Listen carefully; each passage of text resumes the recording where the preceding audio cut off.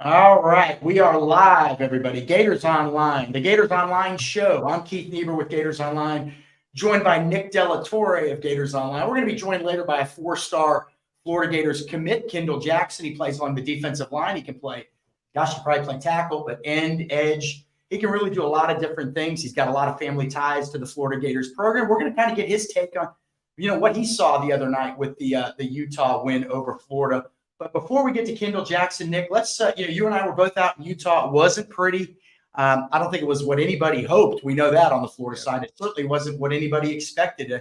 You have a ton of sources. Zach Alberverdi, who works with us, has a ton of sources inside that building. I talked to a few people. They felt like they had an A1 game plan. They felt like the team was cohesive, unified, ready to go. And it turns out they were overwhelmed by the moment. I don't know what happened. It's hard to explain.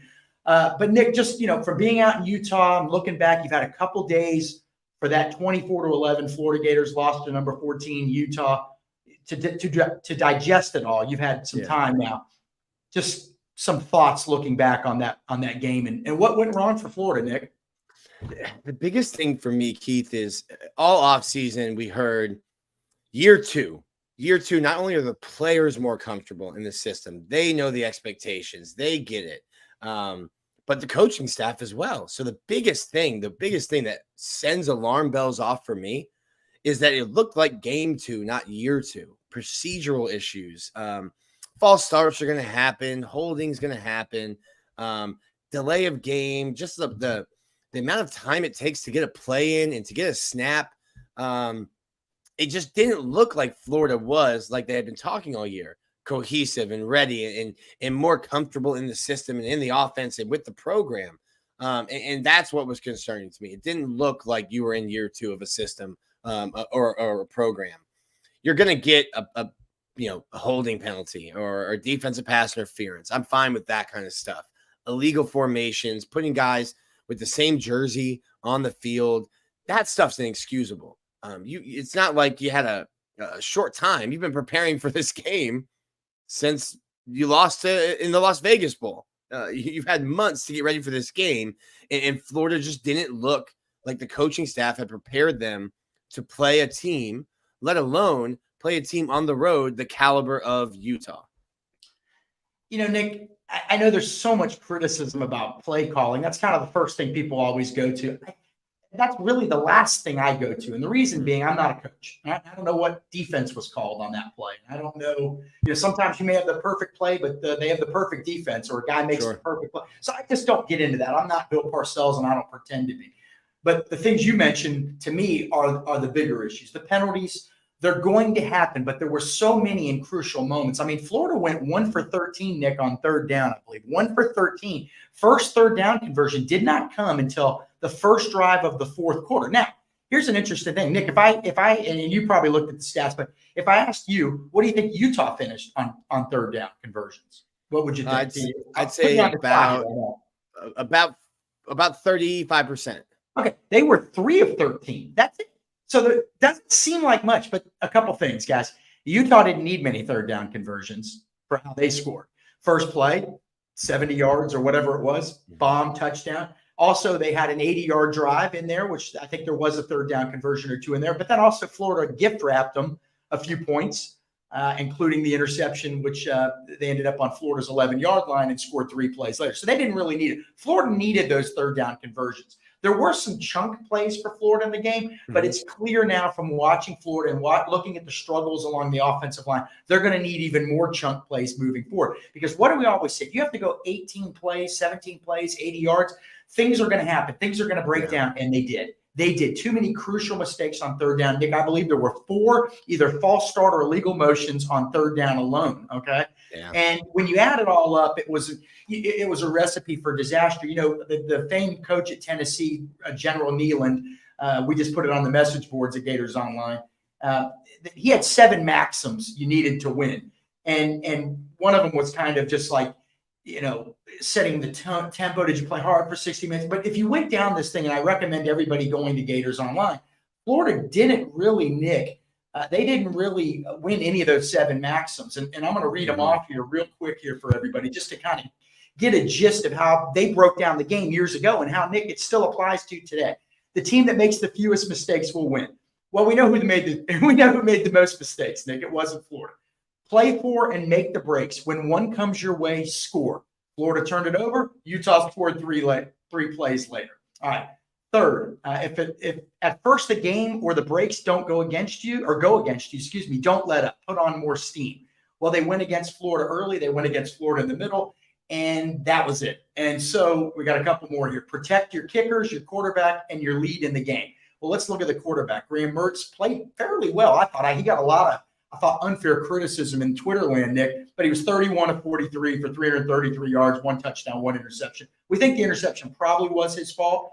The ball went through Ricky Pearsall's hands, but he threw it early. But overall, he did okay. He had a lot of pressure in his face, so they lost that. Next one,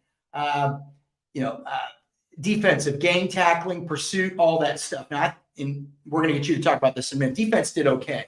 The question was, they got better throughout the game. The question is, did Utah take the foot off the gas? We don't know that.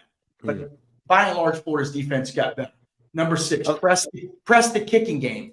Well, Florida's kicking game was atrocious. I don't think there's any other word. And number 7, carry the fight to the opponent and keep it there for 60 minutes. Now, there were a lot of people, Nick, talking about in Twitter land again, that they felt like Florida did not play hard the whole game. I thought they did. I wasn't down on the field. I was in the press box. But when you look at those 7 maxims, at best, Florida lost 5 of them, and pushed on 2 others. At worst, you could say they lost all 7. You don't win games when you lose every one of those categories, and they did. Mm-hmm. I'm never going to question Florida playing hard. Like the way even last year, as things were going bad, these guys play hard. To me, it's just like you're 6-8 in their first 14 games. Special teams haven't been good. I said this before, like on our pregame show, like Florida's margin for error, Keith, is just thin. And when you're building a program, it might be thin.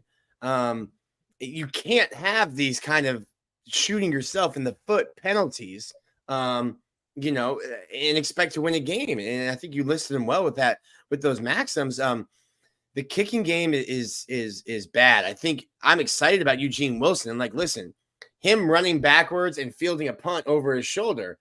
If we're going to be honest, Keith, impressive catch. It's an impressive catch. You shouldn't be back there. You shouldn't be running backwards towards your goal line to catch a punt over your shoulder. But he's a freshman. It's his first game. You're going to deal with some growing pains. When I look at him, I go, listen, I'll deal with the growing pains. This kid has special ability and will make Florida better. And then I look at the defense. I thought the defense outside of a coverage breakdown, a coverage blow up, which, by the way, I don't know if our listeners are going to like this. Keith called the first play for Utah. He says, hey, these guys should go deep. I think if I'm Kyle Whittingham, I'm dialing up a deep pass. And I'm like, they'll probably run the ball 70 yards later. Keith looks at me and he's like, oh, listen, I might have gotten the script today. So I think the defense played better. Only 3 missed tackles. That was a big thing, Keith, that we talked about, that I kept mentioning. It's hard the way that you practice games right now to come out and be great tackling. Florida only missed 3. I thought they were better as the game went on. But to use a soccer analogy, did Utah, like Chelsea, park the bus once they were up? And I think defensively a little bit, yes, with the new game clock rules, Utah was fine. They're up 21 points. Hey, we will let Graham Mertz connect on a screen pass and hold it to 3 yards. And then we'll let him do it again and hold it to 3 yards, because now you've taken 2 minutes off the clock to get 1 first down. So, yeah, I think a lot of Graham Mertz's passes, 21 of his 33 completions, didn't travel more than 10 yards in the air. So there was a lot of dinking and dunking, and I think that's what Utah wanted Florida to do, to drain the clock. Well, Greg's not making a question or presenting us with a question. He's making a comment here. He says it's like we need to score on a big play to score. He's right, and that's where they're at right now. Again, like we said earlier, if you're going to have to go the length of the field or 60, 70 yards, and now Florida did have a few plays over 20 yards the other day, but not enough when the game was kind of within reach.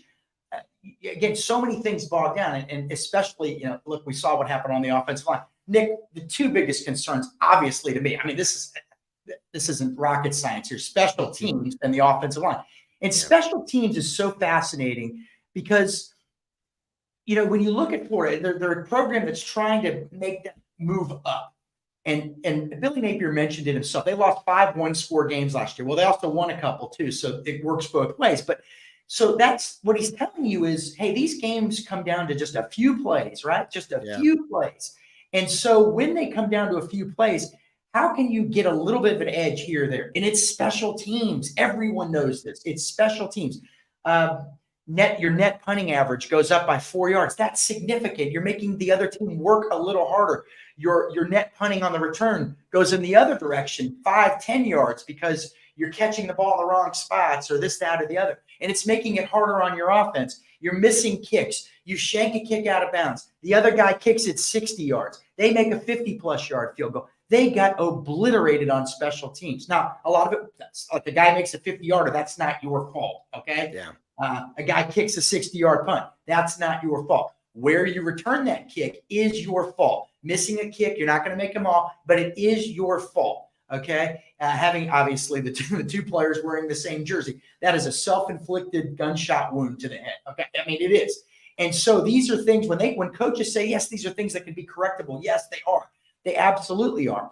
The question, and it's still kind of fresh on Gator fans' minds, even though it was 20 years ago. Ron Zook used to say the same thing, and so you get this PTSD, okay? And I know I just, from covering Auburn the last 10 years, they felt that way the last couple years. Now maybe that's not fair to Billy Napier. He's 14 games in. Better players tend to make better decisions too. So you would hope as the roster continues to get better. But anyway, special teams. But then the offensive line, Nick, there's losses from last year. Osiris Torrance, Ethan White, and the other one whose name I forget. They're looking pretty ominous right now. Those are looking like big losses to the offensive line. Can that group, and obviously Kingsley Walk in the starting center didn't play, but can that group turn it around? Or is this just what they are? Or do we not know yet?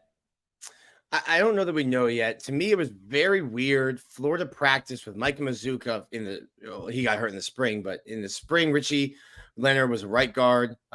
All fall, Richie was right guard. Micah was left guard. And then all of a sudden, game week gets here and you flip your interior guys. And yes, both positions are called guard, but it's almost mirrored. And now your footwork's different.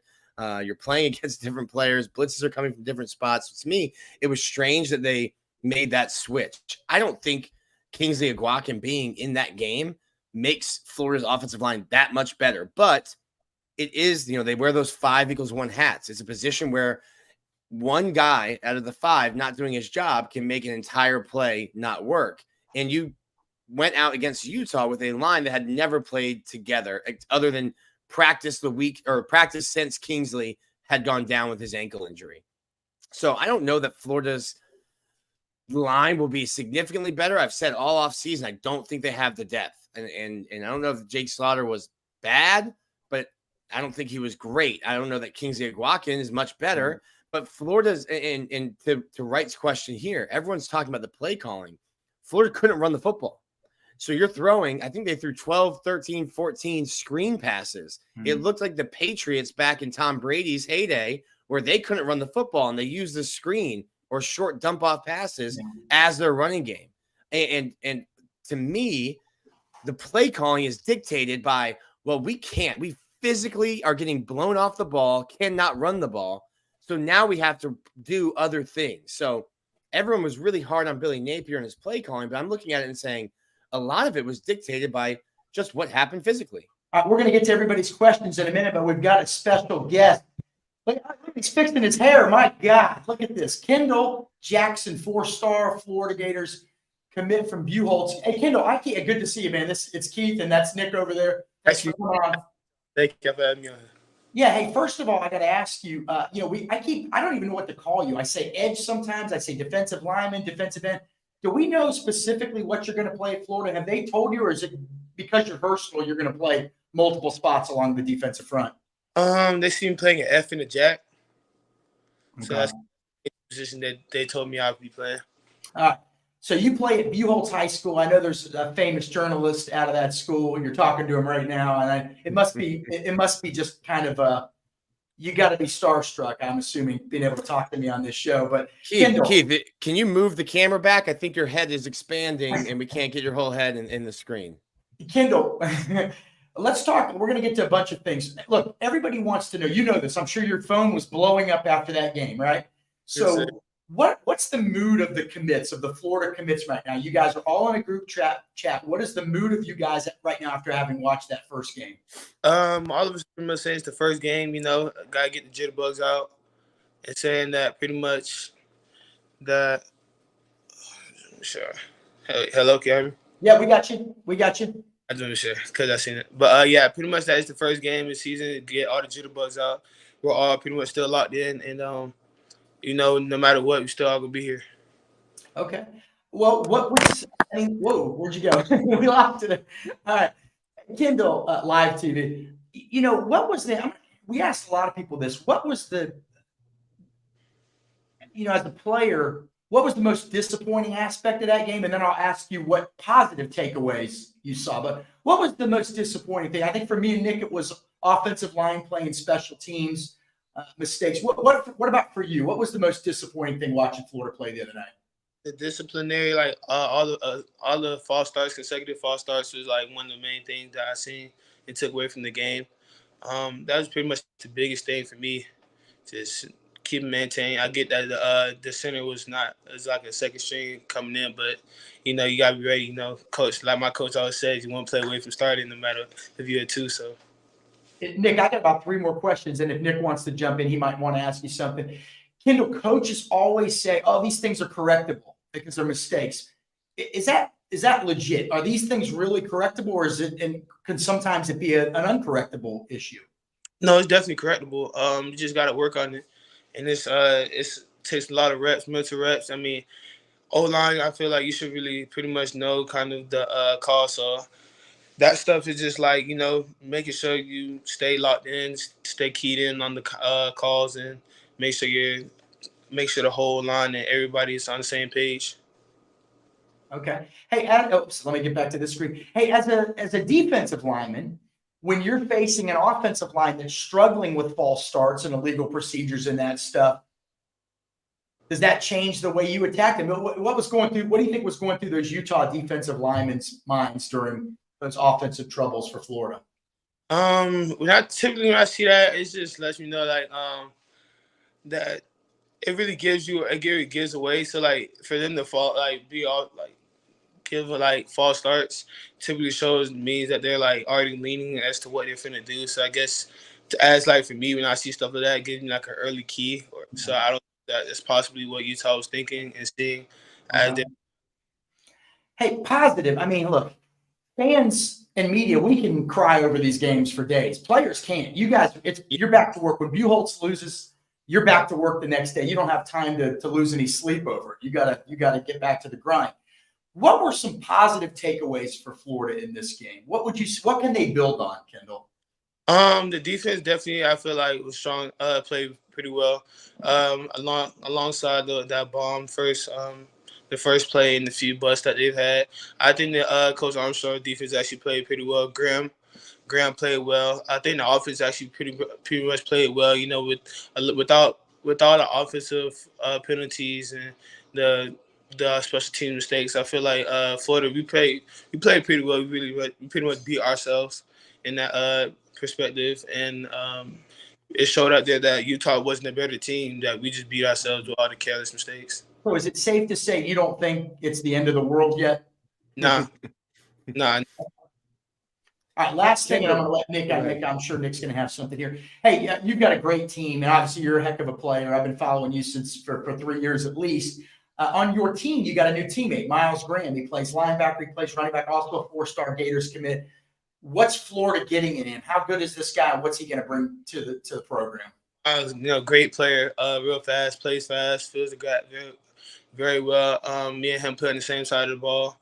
And literally he plays right behind me. So whenever there's 2x2 or trips, well, really when it's trips, me and Miles literally stack the right by each other.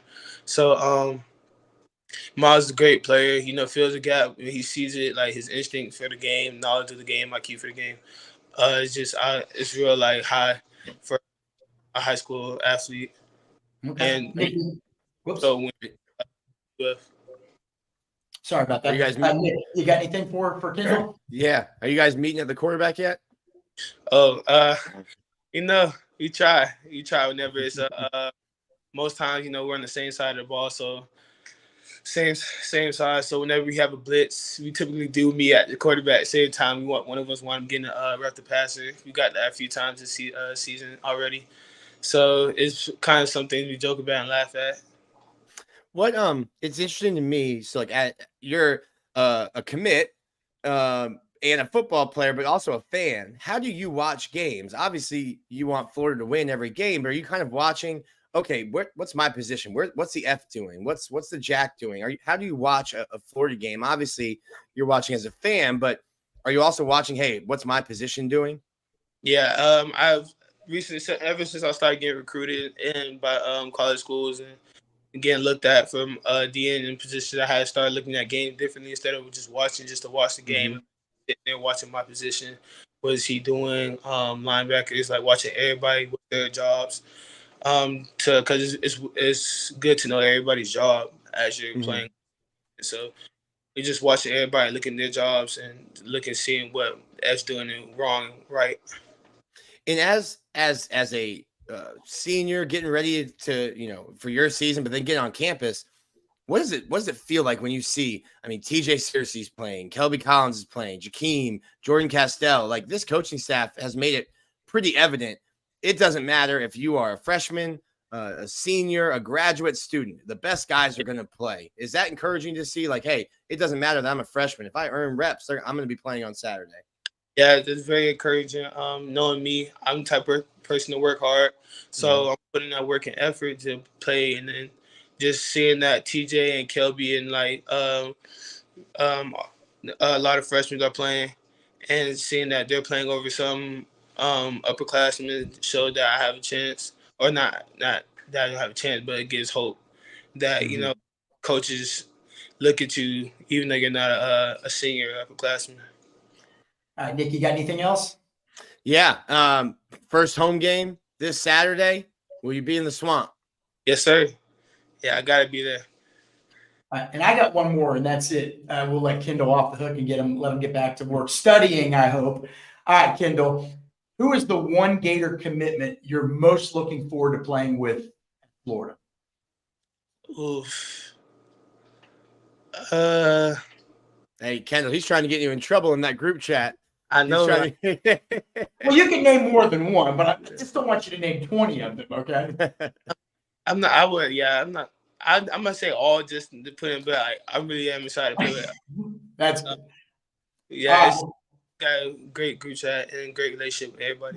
Well, Kendall, we appreciate you stopping by, and I'm expecting to see a state championship ring on that finger come December. So go Buchholz Bobcats. I appreciate that you represent my school, Buchholz High School, so well, and it's always great talking to you. I appreciate it. You have a good rest of your night, and good luck next week. All right, man? Yes, sir. Thank you. All right, you take care, man. Yep. All right, Nick. Well, now you know why I love the kid so much. He's just super friendly. It is interesting to me, though, because the question I asked him, and he's kind of like, yeah, kind of both, because they're certainly fans. Like, listen, if I wasn't a fan, I probably wouldn't be going here. But it's also, hey, and how am I going to be used? Like, they might have told me this, or they may have told me that, but how am I going to be used? So I think it's an interesting thing. Maybe just me. Maybe I'm a nerd. I thought that was interesting. Back to the bad news. That's the comments. Okay. Daddy Gator says, we don't have to respond to all these, Nick, but we're going to get to as many of these as possible. And we appreciate everybody stop by. By the way, don't forget to hit the like button on YouTube. Don't forget to subscribe. Please leave a comment. We appreciate you all more than you know. We've started rolling out these live shows. They're doing great, and that's because of you. We've got a lot of interviews lined up for this week. We're going to be bringing in more recruits, commits, uncommitted. Lee McGriff's going to keep doing the show. We know you guys love him. We've got the On3 national team's going to stop by. So we've got a lot of big things in store here. But Daddy Gator, back to you. Come on, man. And he's talking to you directly, Nick, not me. Slaughter got beat badly several times. Kingsley definitely makes a difference both in the run game and the pass game. All right. Let's go to some more here. Okay. Kyle says Keith and Nick, and Keith and Nick really is Nick because he covers the team. Do you think, and I put you on the spot, Nick, do you think Billy Napier is actually cognizant of the fact that he needs to hire an offensive coordinator and special teams coach or not? Now, that's kind of opinion, by the way. Where do you think Billy sits on all this? He's a very loyal coach. We know that to the people around him. That's a tough question for a guy, Yeah, two different questions. One is personal. Do you need to do less versus do you trust the people that you've put in place to do the jobs that they've been hired to do?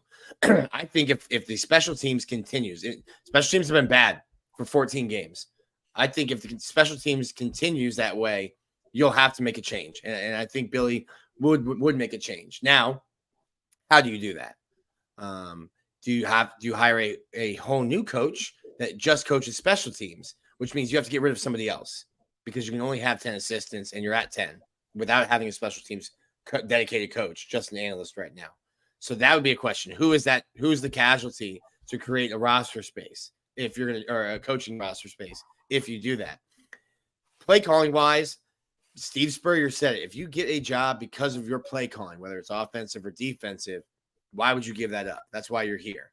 Now, to me, I don't think the play calling was bad. Like the game plan was bad. I think the way the offensive line was getting bullied dictated the plays that you could call. Now, I was not really impressed last year with some of the play calling.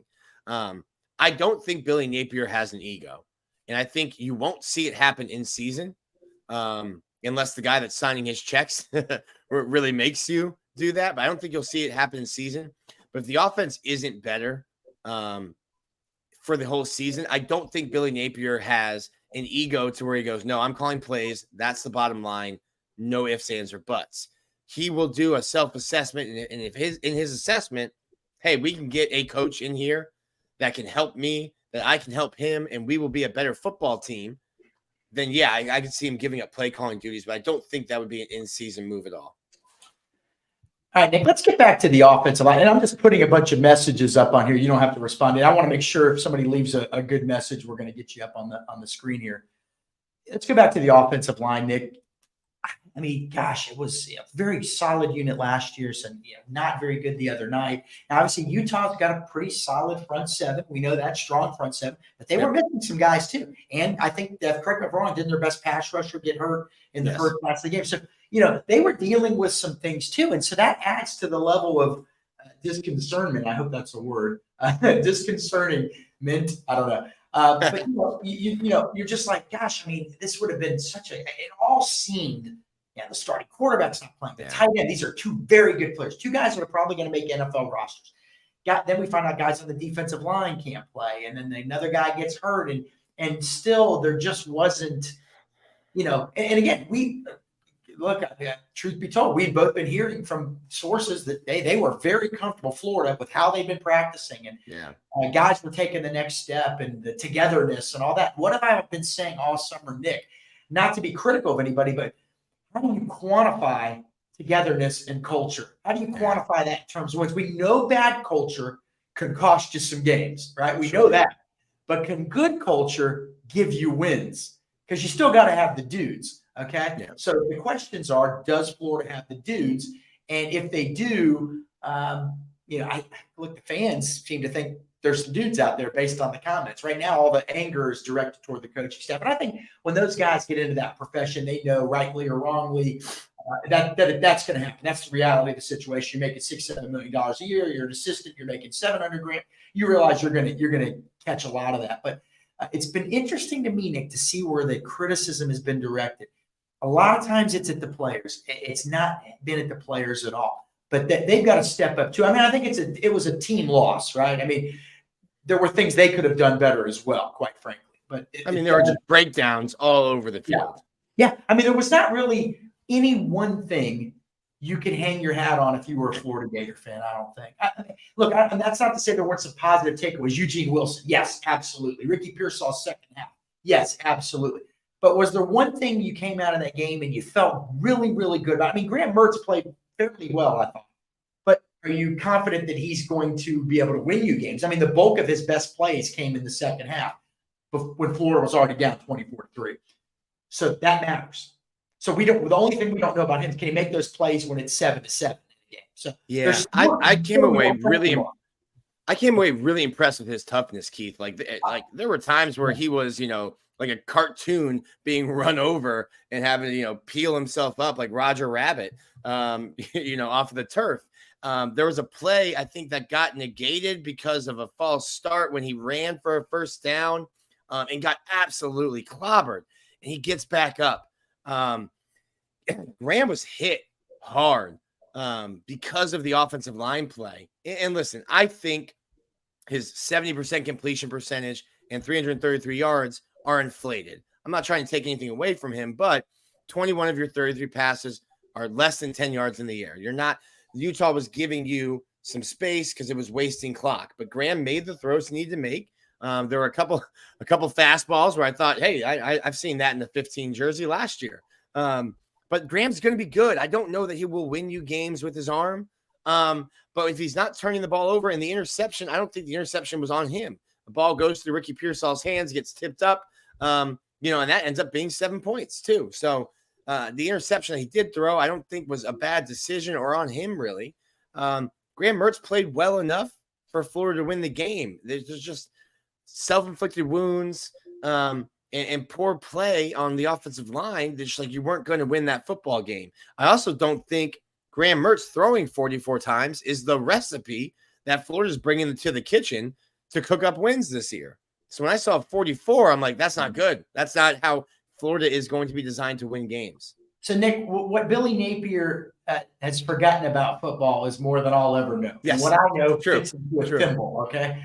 But here's something that I think happened in this game, and maybe Kyle Whittingham will call me tomorrow and tell me what a jackass I am for saying this. But I think what happened was that they probably thought Florida's game plan was 18 to 22 passes in that range. And look, this common sense, I'm their genius here. Let's stop the run. Let's focus on stopping the run, okay? And they did. And then in the second half, when Florida fell behind, it was kind of that kind of defense that allows you to hit passes here and there. But in doing so, Graham Mertz proved that he can make a lot of throws. That he can complete passes, that he can stay tough. And moving forward, now that is something that defense, look, I'm looking for anything here, Nick, okay? But now it seems like moving forward, that's something that teams are going to have to address. Now, remember, they had Mertz, who hasn't ever had to throw a lot in a game, and also an unproven set of receivers. I mean, Ricky Pearsall is a very fine receiver. I'm just not sure, quite frankly, that he would be the number one receiver at most top 25 programs. Okay, that's my opinion. Maybe I'm wrong. But that doesn't mean he's not good, by the way. He's really good. But they didn't feel like they didn't know the young guys. They didn't know much about Eugene Wilson just off of high school. So they knew they could just let's shut down the run and go from there. But again, I think Graham Mertz proved that he can complete a lot of passes. He can hang in there. He can take hits. He can do things. And I think opposing teams moving forward are going to have to at least deal with that, which should theoretically allow Florida to run the ball a little bit. We're going to see. Yeah. But it's kind of, we always call the NFL a copycat league. Did Utah provide a blueprint? Hey, this is how you beat Florida. I think last year, Kentucky kind of provided a blueprint that other teams then started looking at and using. Hey, if we can force Anthony Richardson into the pocket and make him make these throws, and I think right now, if I'm Mark Stoops, I'm looking at that the way the offensive line played, and I'm salivating. I'm thinking I can't wait to get Florida to come to Lexington because I'll be ready. Our defensive line is bigger, faster, and stronger than Utah's. And we can do exactly what Utah did, maybe even do it better. So to me, it's you've got to find other ways to win. And I think you've got some guys where you can get speed and space. And if you're not going to be able to run the ball, you can get those screenplays. That Ricky Pearsall should be getting those. Eugene Wilson should be getting those. I think Eugene Wilson will continue to get more opportunities. I think he had one rush and 2 receptions. I think we'll see him getting the ball more. He's just a playmaker. And if you're not going to be able to block long enough for these longer developing routes, you've got some guys in Pearsall and Eugene who are shifty and can make plays. You went into that game having really one proven commodity at receiver, Ricky Pearsall. Khalil Jackson. I keep wanting to call him Khalil Green for some reason. Khalil Jackson, Willie Jackson's son. You think I know that? I grew up with Willie. He showed some signs that he's got some ability, right? Obviously, Eugene Wilson. Now, Andy Jean, we find out later, was coming off an injury. So you went from having really one proven guy to now more guys. You feel like there's some more capable guys. So we're going to see. Hey, Nick, is the defense getting off a little too easy? And look, I know they only gave up 270 yards and 24 points. Of course, that 24 points was just a couple minutes into the second half, and they didn't score the rest of the game. Only had 270 yards of offense for Utah. Only 3 of 13 on third down. Only 14 first downs. But Nick, when they needed a play, first play of the game, 80-yard drive, capitalizing on the miscue in the third quarter, they were basically 3 for 3. I mean, when they needed a play, it felt like they got it. Now, 24-3, did they take the foot off the gas? I think they did. Now, look, I mean, that's not to not give Florida defense credit, but it's coaches like Kyle Whittingham have been around a long time. Their goal is one. They have one goal, and that's to win. And when you're up 24-3, the best way to assure that you win the game is not to make any mistakes and give the ball to the other team at the 2-yard line. So you play conservatively. Gosh, Steve Spurrier used to do that. Get the big lead, run the ball the whole second half. So, but the defense, and I bring that up because Money Green says no pressure, no hurries, or sacks. Now, there were some pressures and there were some hurries, but I don't believe there was a sack, Nick. And no, that's going to have to be now. It's a veteran offensive line, but that's going to have to be addressed as well, is it not? It is. Now I'm looking over here at my laptop. So Florida only had no sacks, 4.5 tackles, 4 tackles for a loss. But like when I look at the so you have one touchdown is just a busted coverage, first play of the game, punt. After that, a really impressive drive, a 10-play, 80-yard drive, and that comes after a missed field goal, I think, for Florida, or no, after the first field goal for Florida. Another punt, the touchdown in the second half comes after the interception I was just talking about. That's a short field. I mean, that's a 3-play, 11-yard drive. I thought Florida's defense was better. Are they elite? I don't think so. But we heard a lot about havoc, and you're bringing pressure, and you're doing stuff like that, and maybe credit to Utah's offensive line. But you need to get to the quarterback and affect the quarterback. Yeah, Nick, havoc to me would have been maybe forced a turnover. Now, there was a point in the game where Utah, a guy put the ball on the ground, right? And a few Florida players were around it and they didn't get the ball. But that was it. I mean, that's a classic example of a team not beating itself. Florida turns it over on its own 11. Hold on, I'm looking at this. I'm looking at Clayton. Florida turns it over. Utah scores right away. The penalty. So it was a lot of mistakes to very few mistakes. Yeah, and I think there was an interception play. Like there was a double, like 2-man in coverage, and like there were 2 guys there, and they kind of just couldn't come up with it. I've seen a lot of this, and I get it. Like, listen, I think Prime is entertaining. It's a great game, but like you can't compare.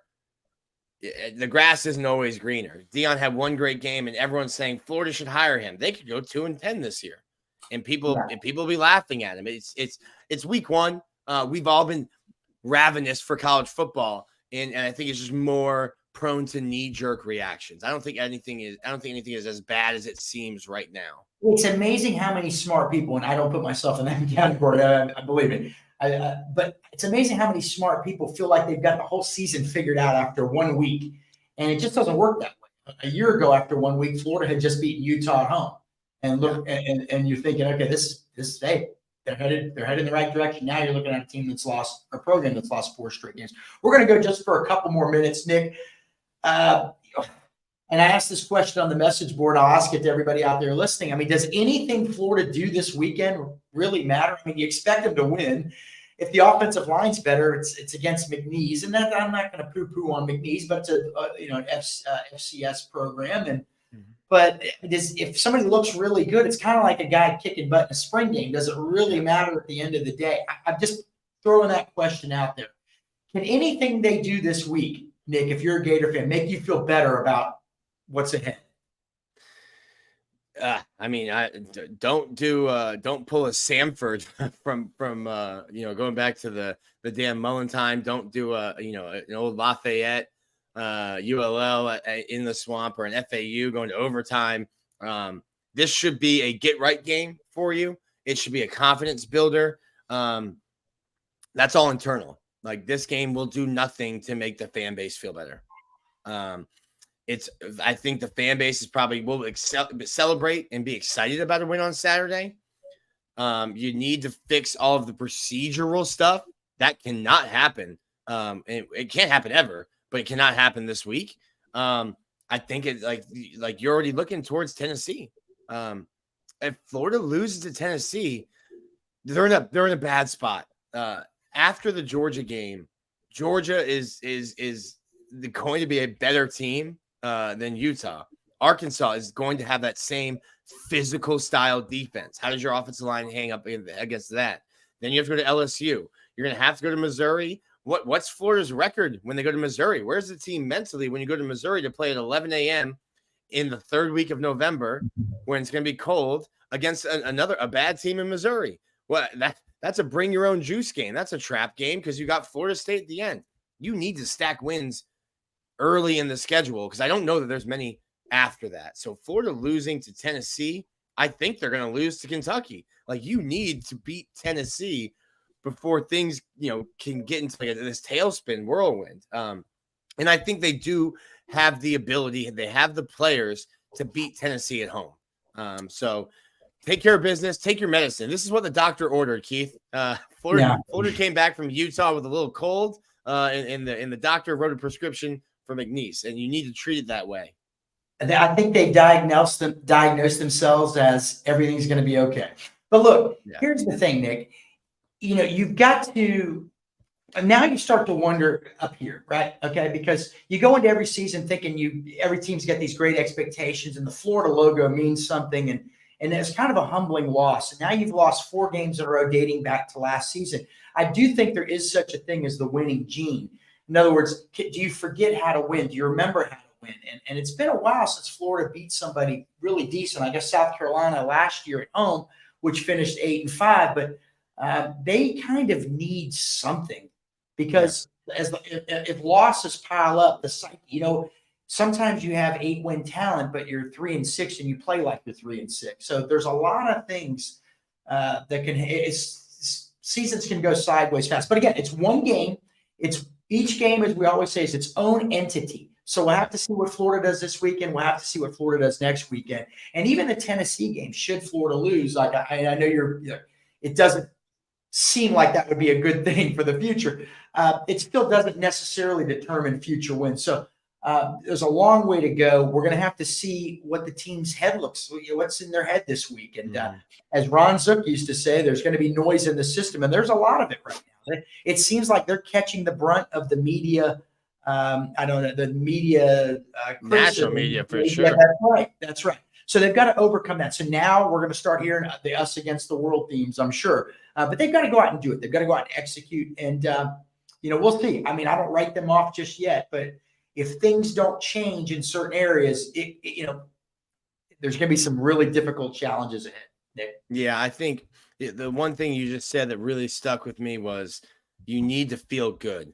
And last year, I said this to you in our pre-show when we were just talking. Last year was you get this incredible high of beating Utah, and then you have a miserable performance against USF. And it's like all of the goodwill that you earned in beating Utah at home last year is now sliding, and then you lose to Tennessee and Kentucky, and it's gone. Any goodwill that you had was gone.